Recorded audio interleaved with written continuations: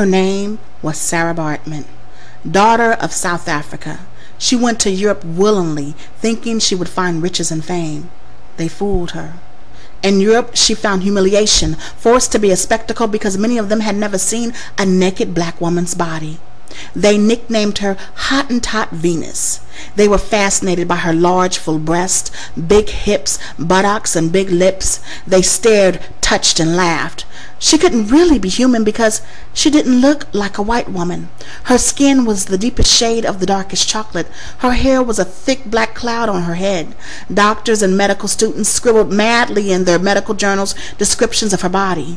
She was later sold to a circus where she danced naked for the entertainment of white people. In their mind, her large breasts, buttocks, and her elongated labia made her inferior and oversexed.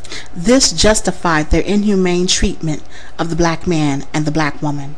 No longer wanted in the circus, she became a prostitute and later died from loneliness, shame, and disease. She had been in Europe for only 5 years and was only 25 when she died. But her story doesn't end there. Even in death, she wasn't allowed dignity.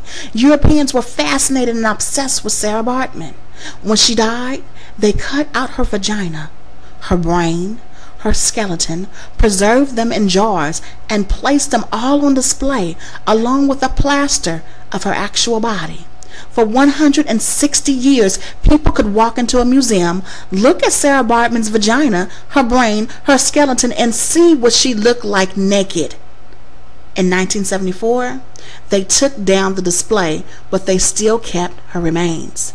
It wasn't until 2002 that her remains were returned to her homeland and given a long overdue proper burial.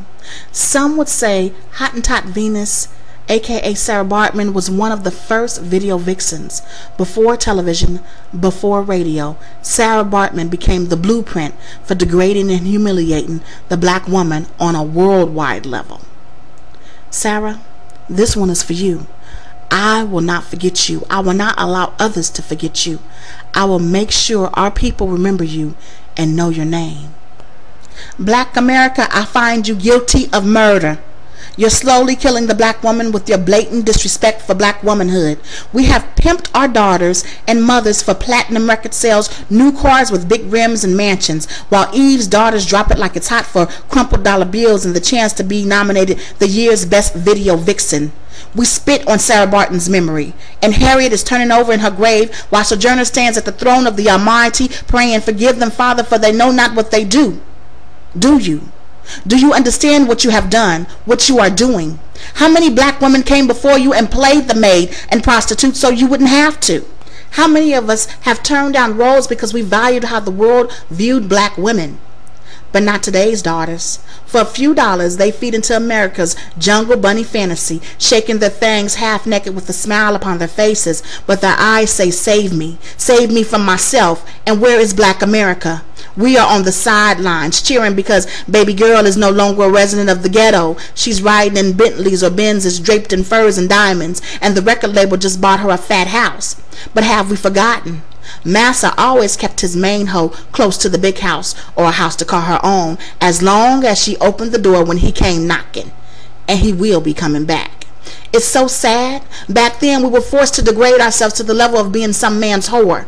Today we willingly degrade ourselves. The black woman has become America's #1 whore. We fought that label for so many years, but here our daughters came along and solidified the deal. But many of us sold our daughters to them. We sold them for houses with jacuzzi-sized bathtubs and the chance to say, "That's my baby on TV." Have we no shame? No guilt? We can't blame the white man for this one. In concert stadiums all over the world, our black men proclaim to the world that his women are bitches and hoes. It's so common, some of us think that this is our name and answer to it. We have forgotten our grandmother's pain, her struggle to carry the burden so we wouldn't have to. Do you hear the ancestors crying out, "Is this what we died for?" I say no. Wake up, black woman. Wake up, black America. Take back your dignity. The power is in your hands.